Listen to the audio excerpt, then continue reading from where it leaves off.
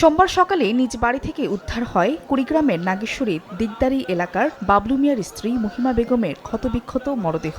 খবর পেয়ে পুলিশ গিয়ে উদ্ধার করে মরদেহ। ঘুম থেকে উঠে ঘরের বাইরে যাওয়ার জন্য দরজা খোলার চেষ্টা করেন বাবলু মিয়ার মা। বাইরে থেকে দরজা লাগানো দেখে প্রতিবেশীদের ডাকাডাকি করেন তিনি। প্রতিবেশীরা দরজা খুলে দেওয়ার পর নিজ ঘরে মহিমা বেগমের লাশ দেখতে পান তিনি। পুলিশ ও স্বজনদের ধারণা মহিমাকে হত্যা করে পালিয়ে গেছেন বাবলু। এদিকে দিনাজপুরের চিরির বন্দরে কাকরান নদীতে পাওয়া গেছে দুই যুবকের লাশ। তাৎক্ষণিকভাবে তাদের পরিচয় জানা যায়নি। পরিচয় শনাক্ত ও মৃত্যুর কারণ উদ্ঘাটনে কাজ করছে পুলিশ। আমরা সংবাদ পাওয়ার পর সহ ঘটনাস্থলে আসি।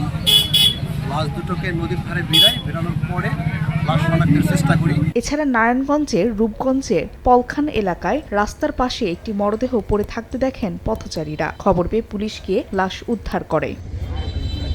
ফাহারি ফারজানা, সময় সংবাদ।